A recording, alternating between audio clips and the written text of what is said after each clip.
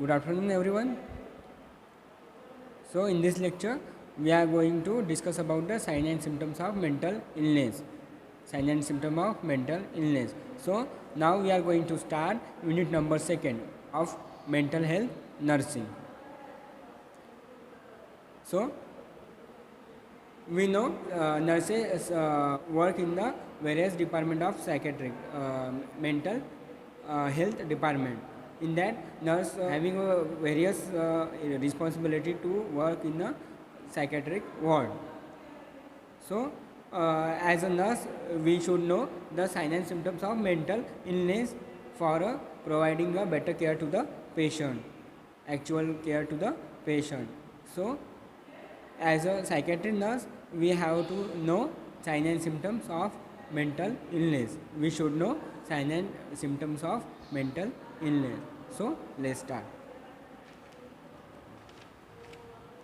In every psychiatric disorder having the various sign and symptoms, various different sign and symptoms in the different psychiatric condition. So firstly we have to know which are the sign and symptoms, which are the terminology is used in the psychiatric. So in this lecture we are going to discuss about the sign and symptoms of mental illness. Sign and symptoms of mental illness. In a mental illness, what is the sign and symptoms are included in the mental illness. So let's start. Alteration of personality and behavior.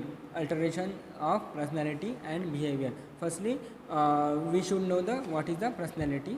Personality is the sum total of individual thinking, feeling and behavior. Thinking, feeling and behaviour. काय आहे personality? Personality हे काय आहे, पूर्णपणे thinking, feeling and बिहेवियरवर depend आहे. So in the mental illness, what is the signs and symptoms of the personality and behavior? So first one is the disturbance in between the thinking, feeling and behavior. There we called alteration of personality and behavior. So personality refers to a sum total of individual thinking, feeling and behavior which is more or less stable and enduring. It means जर एखाद्या psychiatric पेशंटमध्ये अगर thinking, feeling and behaviour या तिन्ही च्या बॉन्डमध्ये अगर कुठेही disturbance आला तर पर्सनॅलिटी अल्टरेशन होऊ शकते, पर्सनॅलिटी डिस्टर्बन्स होऊ शकते. त्याला त्या साइन अँड सिम्पटमला आपण म्हणू शकतो mental sign and symptom of mental illness. If any alteration in between the thinking, feeling and behavior, they may disturbance in a personality. It means it is the one of the symptoms of mental illness. In that personality gets disturbed. So अगर कोणताही mental illness झाला तर त्याच्यामध्ये thinking, feeling and बिहेवियरचं जे काही bond असते या तिघांमध्ये कुठतरी बॉन्डमध्ये कुठतरी डिस्टर्बन्स येते आणि त्यामुळे पर्सनॅलिटी डिस्टर्ब होते. आणि ते पर्सनॅलिटी डिस्टर्ब हे एक मेंटल इलनेसचं एक साईन आहे. त्यामध्ये आपण डॉक्टर जेव्हा चेक करतात तेव्हा पर्सनॅलिटी, त्यामध्ये पेशंटची पर्सनॅलिटी चेक करतात. अगर पर्सनॅलिटीमध्ये बिहेवियर, थिंकिंग अँड फिलिंग पण चेक करतात. in example, multi personality disorder, multi personality mental disorder, it is the one of the example of personality and behavior disturbance. अपरिचित पिक्चर अगर तुम्ही पाहिला असणार तर त्यामध्ये तुम्हाला मल्टी पर्सनॅलिटी मेंटल डिसऑर्डर हा एक चांगलं उदाहरण आहे पर्सनॅलिटी डिसऑर्डरमध्ये. त्यामध्ये त्या पिक्चरमध्ये तुम्ही पाहिलं असणार की एकाच व्यक्तीमध्ये 4-5 अलग अलग पर्सनॅलिटीचे काहीतरी बिहेवियर दिसून येते. त्याला आपण म्हणू शकतो multi personality mental disorder. So multi personality mental disorder it is the one example for the alteration of personality and behavior. It is the one of the symptoms of mental illness. So next is the alteration of the biological function. Alteration of the biological function. If the alteration and biological function is the one of the mental illness symptom. Mental illness symptom. So in that what is the biological function? Biological function is the very important for the living purpose. So sleep, appetite and sexual desire, it is a very important for a living purpose. So in that, if in that any disturbance is occur, there may a alteration of biological function occur. So first one is a sleep. What sleep? Sleep disturbance झाला तर तिथे आपण biological function alter होते, ते पण एक sign end symptoms आहे mental इलनेसच्या. अगर स्लीपमध्ये काही डिस्टर्बन्स आला तर त्यामध्ये पण काही टर्मिनॉलॉजीज आहे. मेंटल हेल्थमध्ये काहीतरी टर्मिनॉलॉजीज आहे, ते टर्मिनॉलॉजीज आपण इथे पाहूया. So disturbance of the sleep are very common complaints in a psychiatry. Disturbance of the sleep is a very common complaint in the psychiatric used in the mental health. So sleep may be disturbed in the various way, in that as a disturb in the sleep pattern, disturb in the quality pattern, disturb in the sleep's duration. In that one of the example is the insomnia. Insomnia means asleep, disturbance in the sleep pattern, duration and quantity, that is called as a insomnia. So next is the hyperinsomnia. Hyperinsomnia in that the excessive sleep pattern, duration and the quality we can call hyperinsomnia. So insomnia means the loss of the sleep pattern, sleep duration or sleep quality. It means asleep means insomnia. Next त्याच्याच विरुद्ध काय आहे hyper इन्सोमिया. Hyper इन्सोमियामध्ये काय होते, जे झोपायची जे काय ड्युरेशन असते किंवा क्वालिटी असते आणि क्वांटिटी असते, त्याच्यामध्ये काय होते थोडा बहुत बदल होतो आणि त्या बदलमध्ये पेशंट जास्त वेळ झोपत राहते, त्याला आपण म्हणतो हायपरसोमिया. अँड पेशंट अगर कमी ड्युरेशनमध्ये झोपला किंवा तो झोपलाच नाही किंवा ते काही डिसऑर्डरमुळे जो झोपलाच नाही त्याला आपण म्हणतो insomnia. So next is the appetite. Appetite is a reduce in the anxiety state and depression and increase in the condition like mania. So anxiety is the one of the mental disorder and depression also is the one of the mental disorder. In that the appetite get reduced, but in the mania appetite will be increased. So in that one of the example, that is the anorexia nervosa, and next one is the bulimia nervosa and pica. It is the one of the example. So what is the anorexia nervosa? It is a eating disorder. In that loss of appetite for food, but in the mental illness, unwanted fear of overweight. In the mental illness, that's why patient cannot eat properly, so that patient weight get lost. So it called as anorexia nervosa. ॲनोरेक्सिया नर्वोजामध्ये काय होते, patient weight वाढायच्या भीतीने काही खाऊ शकत नाही. ठीक आहे, त्याला वाटत आहे की आपण खूप लठ्ठ होत चाललेलं आहे, त्यामुळं पेशंट जास्त खाणार नाही, त्याला आपण म्हणतो ॲनोरेक्सिया नर्वोजा. त्यामध्ये पेशंटचं वेट काय होते, लॉस होते. Next one is a bulimia nervosa. It is a one of the eating disorder. In that patient eat excessively and after that patient meet whatever he or she eaten. Okay, so bulimia नर्वोजामध्ये काय होते, patient पोट भरून जास्त पोटापेक्षाही म्हणजे जेवढी भूक असते त्याच्यापेक्षा जास्त जेवते, सर्व काही खाते आणि खाल्ल्यानंतर ते काही वेळेनं पूर्ण ओमिट करते, त्याला आपण म्हणतो bulimia nervosa. Excessive eating, it is called as a bulimia nervosa. Next is example is pica. Uneatable atom, patient eated means याच्यामध्ये काय होते, पेशंट काय जे खाण्यालायक वस्तू नसते ते पण त्या पिकामध्ये, या पिका कंडिशनमध्ये पेशंट खाते. म्हणजे जसं कागद झाला, रेती झाली, means page, soil and other uneatable product. It's called as a pica. It is the one of the symptoms of the eating disorder.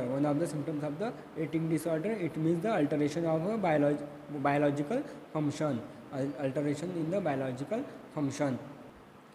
So next is sexual desire. Sexual desire is altered in many psychiatric condition. It increase in the condition like mania and reduce in the condition like anxiety and depression. It means mania is the mental mood disorder. In that some mood disturbance in that. So next is anxiety. Anxiety is one of the mental disorder, and depression is also mental disorder. In that sexual desire get decreased, and in the mania sexual desire is increased. So some of the example are given on the board. First one is the libido. Libido is a loss of sexual desire. Loss of sexual desire. It is found in the mainly in anxiety and depression. Next one is the erectile dysfunction. Erectile dysfunction. Erectile dysfunction. It is the one of the example for a sexual desire. So next is the ejaculatory disturbance. Ejaculatory disturbance. Next one is a disorder of consciousness. Consciousness is the awareness of the self and environment. It means the awareness of a self means actual awareness, self-awareness, and the awareness about the environment surrounding us. It's called as a consciousness. It's called as a consciousness. Means स्वतःबद्दल जाणीव असणे आणि environment आपल्या अवतीभोवतीच्या इन्व्हायरमेंटबद्दल बी जाणीव असणे याला आपण म्हणतो consciousness. And so what is the unconsciousness? Unconsciousness is the lack of awareness of self and environment. Lack of self awareness and environment it's called as a unconsciousness. अनकॉन्शियसनेसमध्ये काय होणार? पेशंट जर असला तर त्याला सेल्फ अवेअरनेसबद्दल काही माहीत नसणार आणि इन्व्हायरमेंटबद्दल पण अवतीभोवतीचे जे काही इन्व्हायरमेंट आहे त्याच्याबद्दल पण त्याला भान नसणार. त्याला आपण म्हणू unconsciousness. So in that cloudy of consciousness it is the one of the example. So in that सायकोसिस is the one of the example for the clouding of consciousness. In the सायकोसिस disconnection between the reality and patient it self. Patient काय करणार? जे reality आहे ते accept करून घेणार नाही आणि त्यामुळे पण क्लाउडिंग ऑफ कॉन्शियसनेस होणार. ठीक आहे. क्लाउडी ऑफ कॉन्शियसनेस म्हणजेच काय असते? जे काही पेशंट जे कॉन्शियसली रियालिटीवर भरोसा करायला पाहिजे ते रियालिटीवर भरोसा करणार नाही आणि जे रियालिटी आहे ते ॲक्सेप्ट करणार नाही. त्याला आपण म्हणू clouding of consciousness. So next example is drowsiness. Drowsiness means the feeling of sleeping. Feeling of sleeping. Patients काय होणार? फक्त तो झोपेच्या गुंगीमध्ये असणार. त्याला आपण कितीही उठवलं किंवा कितीही त्याला जागवण्याचा प्रयत्न करणार तर पेशंट काय करणार? तो उठणार नाही. तो असं डोळे उघडणार आणि परत झोपायचा प्रयत्न करणार. ठीक आहे. Next one is a comma. Next one is a comma. In coma, the patient is the unconscious and is in a state of non-responsive to external stimuli. Not responsive to external stimuli. Patient काय होणार? Unconscious असणार आणि त्याला कितीही आपण external stimuli दिले, कितीही external stimuli दिले तरीही तो रिस्पॉन्स करणार नाही. त्याला आपण म्हणू comma condition. Comma condition. Next one is the qualitative changes. What is the qualitative changes? Qualitative changes means it is a confusing state. It is a confusing state. Patient काय होणार? रियालिटीमध्ये कन्फ्यूज होणार आणि स्वतःच्या परसेप्शनमध्ये कन्फ्यूज होणार की मी कुठे आहे, मी काय करत आहे, हे डॉक्टर आहे का नाही, हा डॉक्टर नाही आहे, ही कुठला तरी दुसरा व्यक्ती आहे, हे माझ्या घरचे नाही आहे. हे काय होणार? इथे पेशंट कन्फ्यूज होणार. त्याला आपण म्हणतो qualitative changes. So it is a disorder of consciousness. It is a disorder of consciousness. So next is the disorder of attention and concentration. What? Disorder of attention and concentration. In that, so what is the attention? Attention is the focus of consciousness on the particular object or particular idea. So the patient जे आहे हे consciously एखाद्या object किंवा एखाद्या थॉटवर किंवा आयडियावर तो concentrate करत असणार आणि त्यावर अटेन्शन देऊन तो ऐकत असणार. त्याला आपण म्हणू अटेन्शन. ठीक आहे. त्याला आपण म्हणू अटेन्शन. जर कोणाही जर पेशंट आहे तो एकदम अनकॉन्शियसली त्या आयडिया किंवा त्या थॉटवर अगर फोकस करत असणार तर त्याला आपण काय म्हणू? Disturbance in attention. Disturbance in attention. So what is the concentration? What is the concentration? Concentration is the nothing but it is the pattern of attention. So attention is focus of consciousness on the particular object or idea. So the pattern of the attention and alertness on the object is called as a concentration. So if any disturbance in the concentration, so there may be effect on the attention, or the any disturbance between the attention, they may affect on the concentration. So both are the interrelated on each other. Both are the interrelated on each other. So one of the example, concentration disturbance. Concentration disturbance. In that, the alertness pattern or concentration pattern get disturbed. So patient cannot recognize the properly. What? Patient cannot recognize properly. Patient काय करणार, जे पेशंटचं pattern आहे अटेन्शनचं आणि कॉन्सन्ट्रेशनचं ते कुठेतरी disturb झालेलं आहे. त्यामुळे पेशंट काय करणार, पेशंटचं काय होणार, पेशंट जे काही ऑब्जेक्ट आहे किंवा थिंक आहे किंवा मग काहीतरी थॉट आहे किंवा आयडिया आहे त्याला बरोबर रिकॉग्नाइज करू शकणार नाही, बरोबर समजून घेऊ शकणार नाही. So next is disorder of orientation. Disorder of orientation. Orientation is the proper and continuous awareness of a time, place and person in relation of self and surrounding. So what is the orientation? Orientation means the awareness about the time, place and person related to self and surrounding environment. So TPP, time, place and person. जर एखाद्या व्यक्तीला तो aware आहे time, place and person, तर त्याला आपण म्हणू की तो मेंटली नॉर्मल आहे. जर अगर त्या एखाद्या पेशंटला विचारलं, ज्याला मेंटल इलनेस असणार, त्याला अगर आपण क्वेश्चन केला की तू सध्याचा टाईम काय झाला आहे, दुपार झालेली आहे, सकाळ झालेली आहे की रात्र झालेली आहे, अगर तो व्यवस्थित उत्तर देऊ शकला नाही तर त्याला आपण म्हणू त्याचं ओरिएंटेशन काय झालेलं आहे, डिस्टर्ब झालेलं आहे. किंवा त्याला आपण पर्सन विचारणार की तू कोण आहे, हे इथे एक नातेवाईक उभा आहे ते कोण आहे, म्हणजे पर्सन कोण आहे, किंवा मग तू जिथे आहे ती कोणती प्लेस आहे.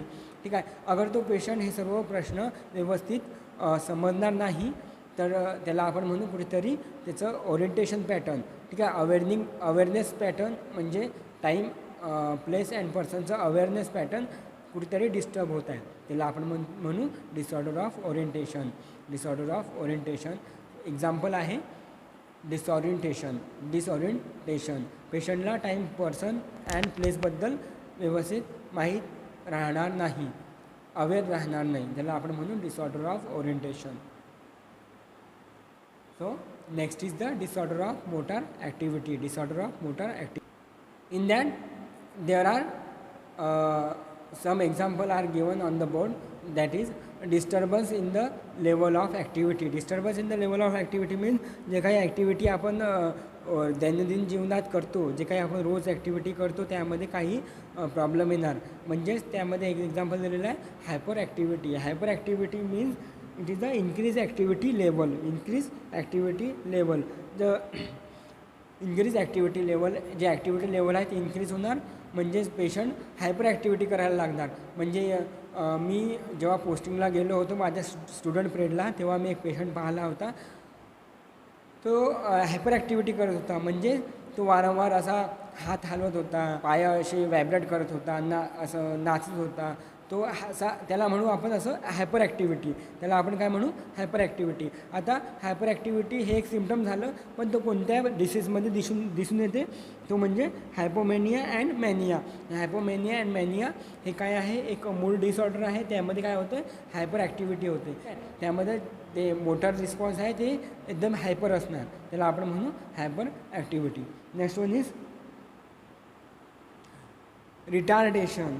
रिटार्डेशन हायपर ॲक्टिव्हिटीच्या अगेन्स्ट आहे रिटार्डेशन. म्हणजेच degrees in activity level. Degrees in activity level याच्यामध्ये काय होते, जे मोटर ॲक्टिव्हिटी लेवल आहे ते डिग्रीज होते, त्यामध्ये जे ॲक्टिव्हिटी आहे ते कमी राहणार. मोटर ॲक्टिव्हिटी काय आहे, कमी राहणार. पेशंट एकाच जाग्यावरच बसणार आणि पेशंट जास्त ॲक्टिव्हिटी करणार नाही, तो फक्त सुन्न असं मंद गतीने फक्त मंद असा बसलेला राहणार, त्याला आपण म्हणू रिटार्डेड. ठीक आहे. Retarded patient. ओके, म्हणजेच ॲक्टिव्हिटी रिटार्डेड पेशंट.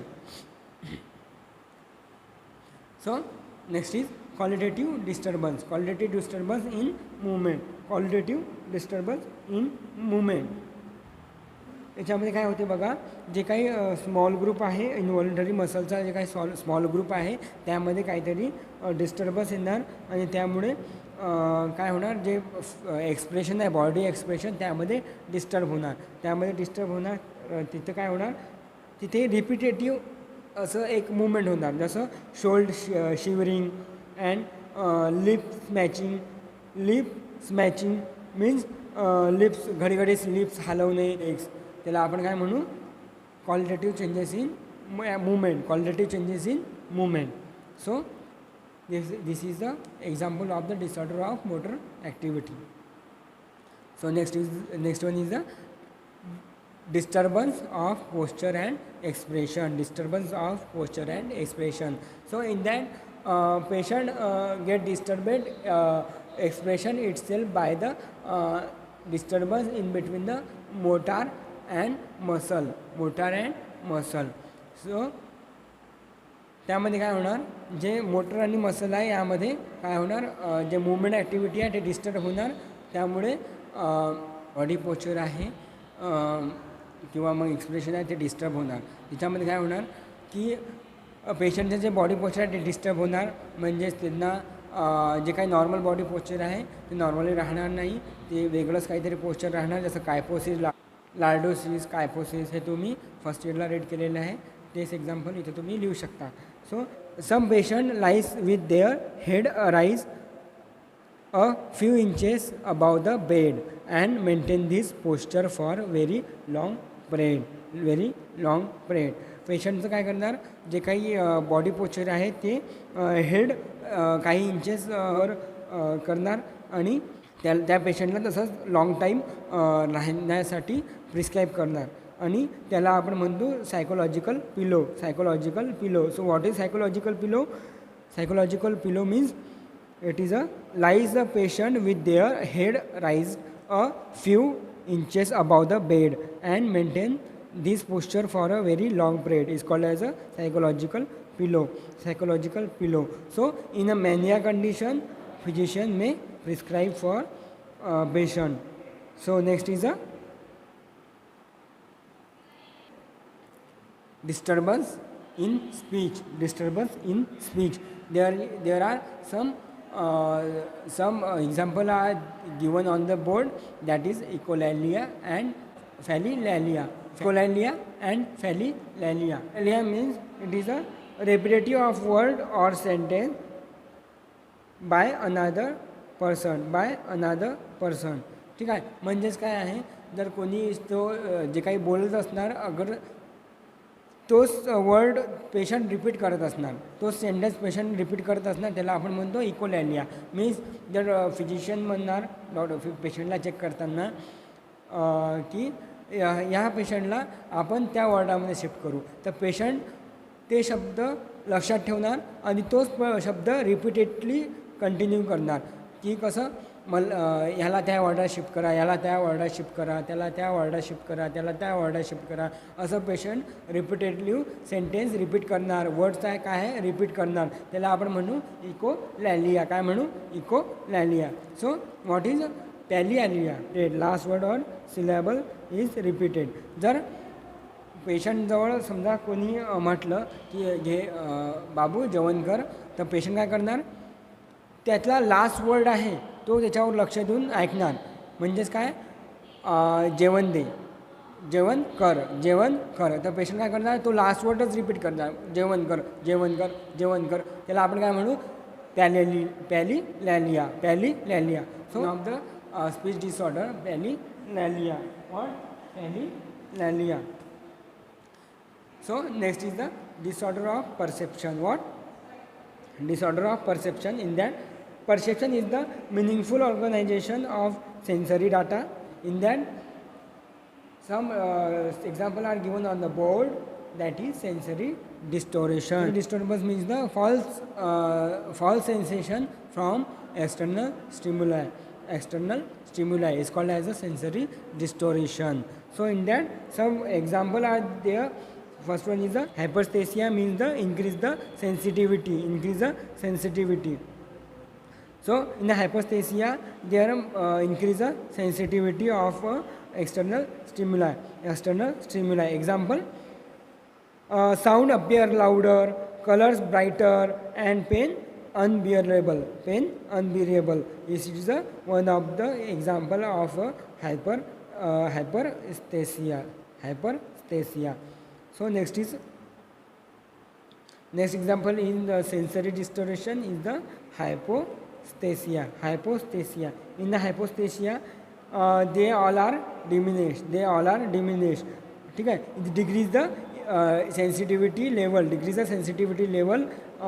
पेशंटला काय होणार, हायपरस्थेसियामध्ये जे काही एक्सटर्नल स्टिम्युलाय, टच आहे, स्मेल आहे, साऊंड आहे, ते काय जास्त प्रमाणात असणार. म्हणजे पेन जास्त होणार आणि साऊंड आला तर त्याला साऊंड असा मोठा वाटणार, किंवा मग त्याला काही कलर लाईट किंवा असं साधा लाईट त्याच्या डोळ्यावर चमकला त्याला असं जास्त वाटणार. त्याला काय होतं म्हणजे इन्क्रीज सेन्सिटिव्हिटी. सो मग हायपोस्थेसियामध्ये काय होणार, हे सर्व काय आहे, हे सर्व ते आहे डिक्रीज होणार, डिमिनिश होणार. त्याला आपण म्हणू hypoesthesia. So next is the sensory deception. Sensory deception means the disturbance in the sensory organ. It means modulation in the sensory process. There are two types, that is illusion and hallucination. So what is the illusion? Illusion are misperception of external stimuli. In the fading light, rope is misperceived as a snake. काय होणार, इल्युजनमध्ये काय होणार, जर एखादा patient आहे त्याला dim लाईटमध्ये जे एखादा रस्सी आहे, रोप आहे, त्याला तो रोप काय दिसणार, तो साप दिसणार. त्याला आपण काय म्हणू, इल्युजन. जर समजा समोर दोन झाडं आहेत, त्याला पेशंट पहाड समजणार, म्हणजे ते काय झालं, मिसपरसेप्शन म्हणजेच illusion. So next is the hallucination. What hallucination means false perception which occurs in the absence of corresponding sensory stimuli. Means जर कोणताही एक्सटर्नल स्टिम्युला भेटला नाही तरी तो फॉल्स परसेप्ट करणार. त्याला आपण म्हणू हॅल्युसिनेशन. म्हणजे जर पेशंटला विचारलं की समोर काय आहे, किती झाडं आहेत, त्याला जो 4 दिसू लागते, त्याला आपण म्हणतो हॅल्युसिनेशन. किंवा मग पाठीवर कोणता तरी प्राणी बसलेला आहे, त्याला असं फॉल्स परसेप्ट होणार, त्याला आपण काय म्हणू शकतो, hallucination. What हॅल्युसिनेशन.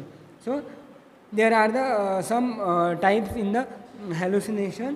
First is the auditory hallucination, second one is the visual hallucination, third one is the olfactory hallucination, fourth one is the gustatory hallucination, last one is the tactile hallucination. In the auditory hallucination, it means the misperception of the audio. Is called as the audio hallucination. In that, it is the false perception of the sound.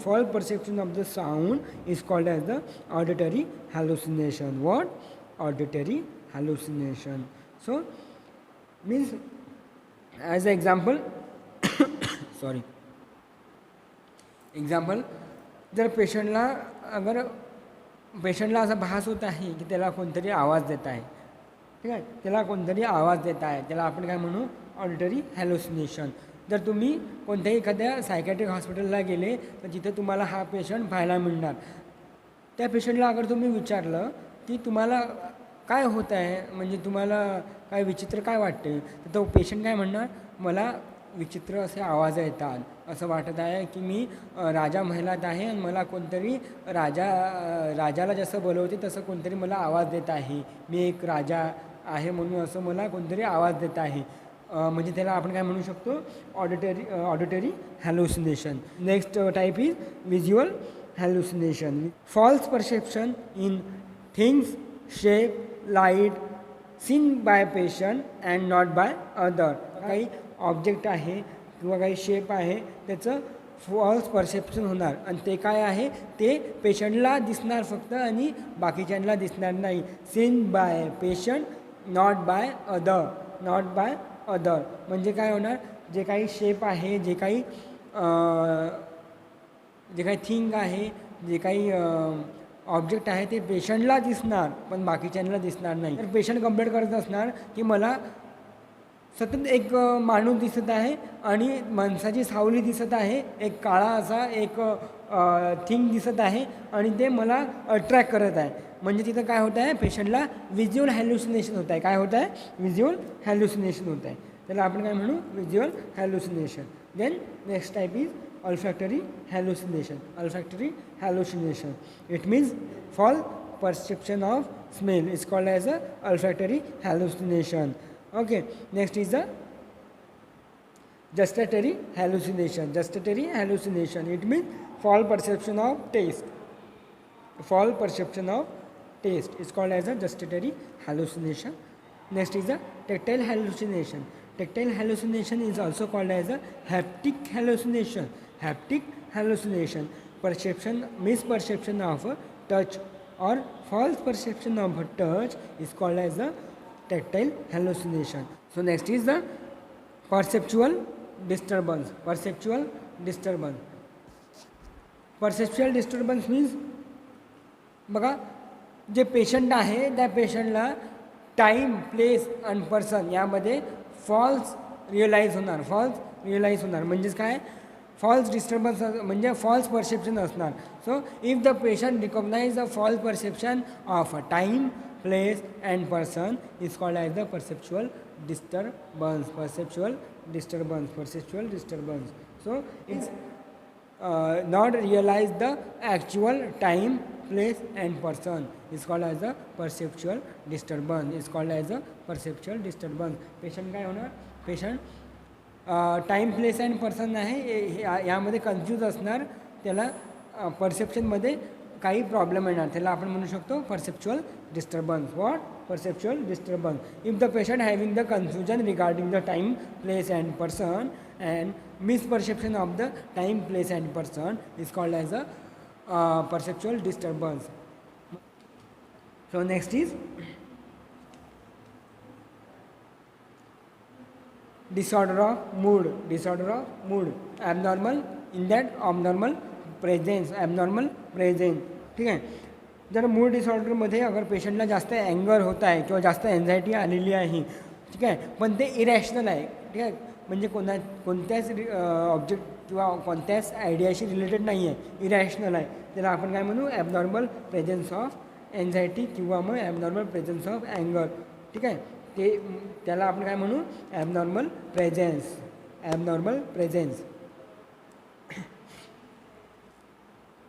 Next one is abnormal in depth and duration. Abnormality in depth and duration. Emotion हे time to time कधी happy राहते mood डिसऑर्डरमध्ये, कधी mood डिसऑर्डरमध्ये काय होते, कधी दुःखी राहते, कधी हॅपी राहते तर कधी सॅड राहते. तर त्यामध्ये काय होते, इमोशन्सचं त्यामध्ये डेप्थ आणि ड्युरेशन किती आहे, म्हणजे पेशंट जे आहे ते किती वेळेसाठी दुःखी राहते, किती वेळेसाठी हॅपी राहते, हे त्या पेशंटच्या डेप्थ अँड ड्युरेशनमध्ये चेक करतात. ठीक आहे, डेप्थ अँड ड्युरेशनमध्ये चेक करतात. मूड डिसऑर्डरमध्ये हे मेनली दिसून येते की किती वेळेपर्यंत किंवा किती डेप्थमध्ये हा पेशंट आहे ते दुःखी राहते, त्याला आपण म्हणू abnormality in the depth and duration. ठीक आहे, पण इथे काय येणार, इरॅशनल एन्झायटी असणार किंवा इरॅशनल अँगर असणार. ठीक आहे, त्याला आपण काय म्हणू, abnormality in depth and duration. पण so next is inappropriateness. Next one is a disorder of memory. So first one is the amnesia. Amnesia is the partial or total failure to recall the past happening and is due to disturbance of memory. पेशंटला काय होणार, जे recall करण्याची क्षमता आहे, जे काही recall करण्याची क्षमता आहे ती काय होणार, नाहीशी होणार. तिच्यासोबत काय झालेलं आहे, त्याच्या प्रिव्हियसली तिच्यासोबत काय झालेलं आहे किंवा मग त्याच्या पास्टमध्ये काय काय घडलेलं आहे हे त्या पेशंटला रिकॉग्नाईज नाही होणार, रिकॉल होणार नाही. त्याला आपण म्हणू ॲम्नेसिया. काय म्हणू, amnesia. So failure to recall of past memory, failure to recall of past memory is called as amnesia. So next one is a hyperamnesia. In that hyperamnesia is not truly abnormal. Every minor detail is recalled accurately. This is the seen in mania, delusion and other some disorder. म्हणजे hyper ॲम्नेसियामध्ये minor काही गोष्टी आहे ते recall करू शकणार, पण हे काही डिसीज कंडिशनमध्ये काय होते, छोट्या गोष्टी पेशंट रिकॉल करू शकतो, छोट्या गोष्टी करेक्टली रिकॉल करू शकतो आणि ते जास्त करून मॅनिया मूड डिसऑर्डरमध्ये दिसून येणार. डेल्युजनमध्ये दिसून येणार. डेल्युजन म्हणजे फॉल्स बिलीफ्स आणि ऑब्सेसिव्ह कंपल्सिव्ह डिसऑर्डर म्हणजे repetitive doing some activity is called as a obsessive compulsive disorder. ठीक आहे, वारंवार हात धुणे हे काय आहे, ऑब्सेसिव्ह कंपल्सिव्ह डिसऑर्डर आहे. या डिसऑर्डरमध्ये हायपर ॲम्नेसिया दिसून येणार. ठीक आहे. Next one is a paramnesia. You can see on the board paramnesia. Paramnesia is a unintentional feeling of gap of memory with the material which is untrue. जे काही थॉटमध्ये आहे काही गॅपिंग होणार, म्हणजे काय होणार, पेशंट जे काही ट्रू आहे त्यामध्ये आणि जे काही फॉल्स आहे त्यामध्ये काय होणार, तिथे गॅप क्रिएट होणार. म्हणजे जे काही त्याला बोलायचं आहे ते काय होणार, तिथे डिस्टर्ब होणार. ठीक आहे. आणि तो ट्रू आणि फॉल्समध्ये काय होणार, ॲबनॉर्मल लिंक क्रिएट करणार. त्याला आपण काय म्हणू, पॅराॲम्नेसिया. काय म्हणू, paramnesia. So next is cancer disease or you can call cancer syndrome. It is one of the mental disorder in that the unapproximate answer. Example, how many legs do cows have? So patient gives answer 3. It means a cancer disease. How many hands you have? Patient gives the answer to the physician that I have 3 hands.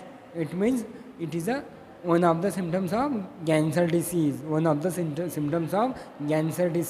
Cancer disease is a mental disorder. Okay, mental disorder. So next is a disorder of thought. In that some example are there: disorder of the form, disorder of the progression, disorder of the content, disorder of the possession. All are the example of the thought. So logical connection between the idea and thought is called as a form. Is called as a disorder of form. In that, incoherence is one of the example of the disorder of form. Incoherence means the misconnection between the two object, two thoughts or idea. It is the misconception between the two thought, two object or two idea is called as the incoherence. Illogical thinking होणार दोन्ही आयडियामध्ये. ठीक आहे. त्याच्या जे thoughts आहे पेशंटच्या त्या थॉटमध्ये illogical bonding असणार. त्याला आपण काय म्हणू, इनकोहरन्स. ठीक आहे. Next one is a illogical thinking. Means here the thought is totally illogical. One of the example is Suresh has a bird, I have a bird, so I am Suresh. म्हणजेच बघा काय होणार, अगर समजा सुरेश आहे, त्या सुरेशजवळ बर्ड आहे आणि त्या पेशंटजवळ पण बर्ड आहे. तर पेशंट काय समजणार, मी सूरज आहे. ठीक आहे. ही झाली illogical thinking. Next one is the neologism. Neologism means coining of new word recognize by patient itself, not by other. ठीक आहे. मीन्स पेशंट काय करणार, स्वतःमध्येच काही वर्ड न्यू वर्ड्स तयार करणार आणि तो स्वतःच यूज करणार आणि दुसऱ्याला ते काही समजणार नाही. त्याला आपण काय म्हणतो, neologism. Next one is the disorder of progression. In that some example are there.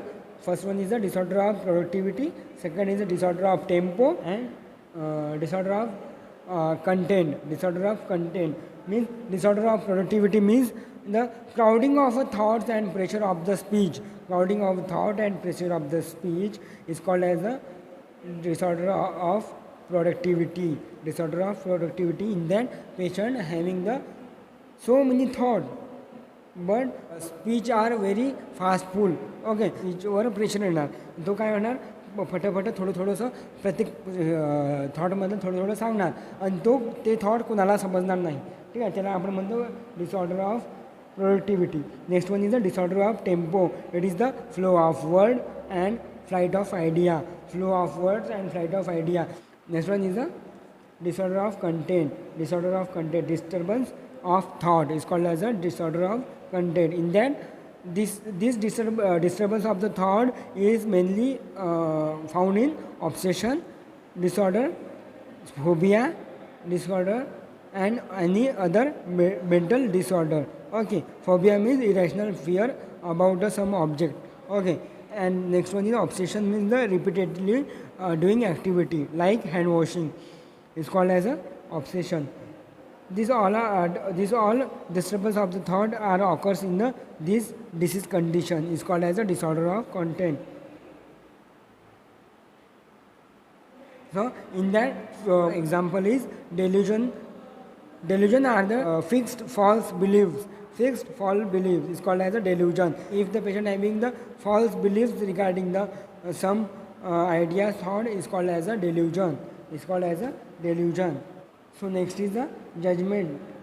Disorder of the insight and judgment. Disorder of the insight and judgment. In that, judgment is impaired in many organic conditions and in psychosis.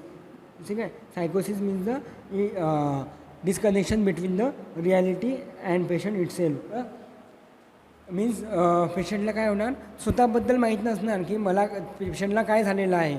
ठीक आहे, पेशंटला स्वतःला माहीत नसणार की स्वतःला काय झालेलं आहे आणि त्याला कोणतं इलनेस आहे का, मेंटल इलनेस आहे का हे स्वतःला माहीत नसणार. ठीक आहे, अगर पेशंटला म्हटलं तू सध्या मेंटली डिस्टर्ब आहे, तर पेशंट काय म्हणणार, नाही मी मेंटली डिस्टर्ब नाही, मी एकदम फिजिकली आणि मेंटली फिट आहे.